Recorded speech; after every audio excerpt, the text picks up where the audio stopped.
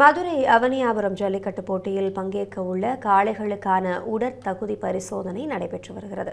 இதுகுறித்து நமது செய்தியாளர் நாகேந்திரனிடம் கூடுதல் தகவல்களை கேட்கலாம். நாகேந்திரன், முழு விவரங்களை வழங்கலாம். வணக்கம் அபிராமி. உலக புகழ்பெற்ற மதுரை அவனியாபுரம் ஜல்லிக்கட்டு போட்டியில் பங்கேற்க உள்ள காளைகளுக்கான அந்த மருத்துவ பரிசோதனை என்பது அவனியாபுரம் கால்நடை மருத்துவமனையில் காலை முதல் நடைபெற்று வருகின்றது.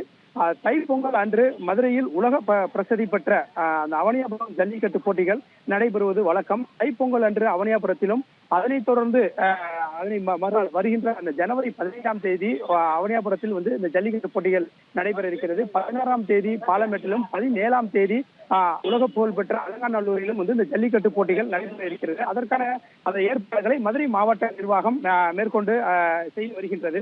இப்போட்டிகளை காண்பதற்காக தமிழகம் மட்டுமல்லாது அதே போன்று வெளி நாடுகள் மற்றும் பல்வேறு மாநிலங்களைச் சேர்ந்தவர்களும் மதுரைக்கு வருகை தருவார்கள்.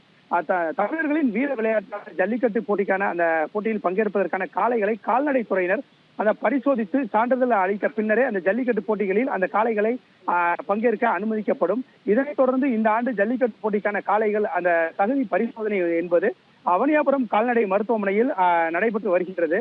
கால்நடை மருத்துவர்கள் உட்பட 3 பேர் கொண்ட அந்த கால்நடை மருத்துவ குழுவினர் நாட்டு மாட்டு இனங்கள் மட்டுமே அந்த ஜல்லிக்கட்டு போட்டியில் பங்கு பெற வேண்டும் என்ற அடிப்படையில் பல சோதனைகளை நடத்தி வருகிறார்கள். கால்நடை பராமரிப்புத்துறை சார்பில் ஜல்லிக்கட்டு மாடுகளுக்கான அந்த உயரம் என்பது 120 சென்டிமீட்டர் இருக்க வேண்டும். கொம்புகள், அந்த மாட்டின் கொம்புகள் கூர்மையாக இருக்கக்கூடாது.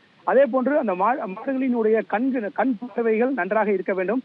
அந்த கொம்புகளுக்கான இடைவெளி, அதே போன்று மாட்டினுடைய அந்த உடல் தகுதி, உடல் ஆரோக்கியமாக இருக்கிறதா, அதே போன்று உடல் ஏதேனும் ஊனம் எதுவும் இருக்கிறதா என்பதையும் அவர்கள் அந்த மருத்துவ பரிசோதனையில் பார்ப்பார்கள். குறிப்பாக அந்த மாட்டுக்கு 2 வயது நிரம்பியிருக்கிறதா என்பதையும் பார்ப்பார்கள். மாட்டிற்கு எத்தனை பல் முளைத்துள்ளது என்பதையும் உரிய பரிசோதனை செய்த பின்னர் அந்த ஜல்லிக்கட்டு போட்டிகளில் பங்கேற்கக்கூடிய காளைகளுக்கான அந்த மருத்துவ சான்று என்பது வழங்கப்படும். ஜல்லிக்கட்டு போட்டியில் பங்கேற்கும் அந்த நாட்டு மாடுகள் மட்டுமே பங்கு பெறும் வகையில் அந்த விதிகள் என்பது உள்ளது. இந்த நிலையில் இதன் அடிப்படையில் மாட்டின் அந்த புகைப்படம், மாட்டினுடைய மாடு நிற்கக்கூடிய அந்த புகைப்படம் 3 புகைப்படங்கள் என்பது வழங்கப்படும். மாட்டின் முன்புறம், அதே போன்று 2 புறங்களிலும் முழுமையாக மாடு தெரிவது போன்ற அந்த புகைப்படங்கள் கொடுக்க வேண்டும்.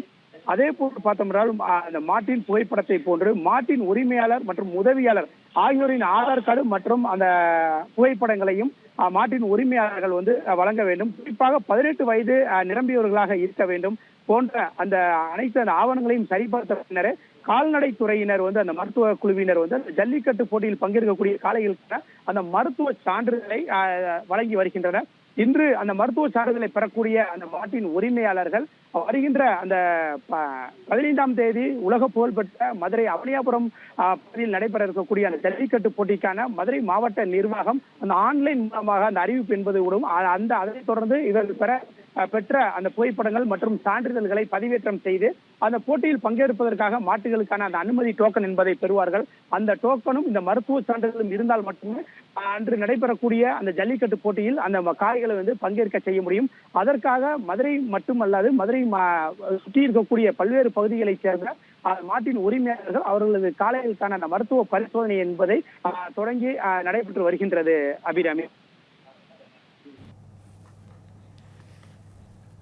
தகவல்களுக்கு நன்றி நாகேந்திரன். திருநெல்வேலி மக்களே, நம்ம திருநெல்வேலியில உங்களுக்குன்னு ஒரு சொந்த வீடு கட்ட ஒரு பெஸ்ட் சான்ஸ் வந்திருக்கு. Yes, launching G Square Artistic Enclave Thachanallur. திருநெல்வேலியோட ஃபர்ஸ்ட் எவர் கேட்டட் கம்யூனிட்டி, அதுவும் அமிர்தா வித்யாலயம் பக்கத்திலேயே. நம்ம G Squareல மட்டும்தான் no middle man, so no extra charges. அதனாலேயே market price 30 lakhs per cent இருக்கும்போது G Square பிரைஸ் ஒரு சென்ட்டுக்கு வெறும் 6.9 lakhsல கொடுக்க முடியுது. திருநெல்வேலியில எங்க வேணா தேடி பாருங்க, இதை விட கம்மியான பிரைஸ்ல இவ்ளோ தரமான கம்யூனிட்டி கிடைக்க வாய்ப்பே இல்ல. சோ சான்ஸ் மிஸ் பண்ணாம இன்னைக்கே உங்க பிளாட்டை புக் பண்ணிருங்க. G Square Artistic Enclave.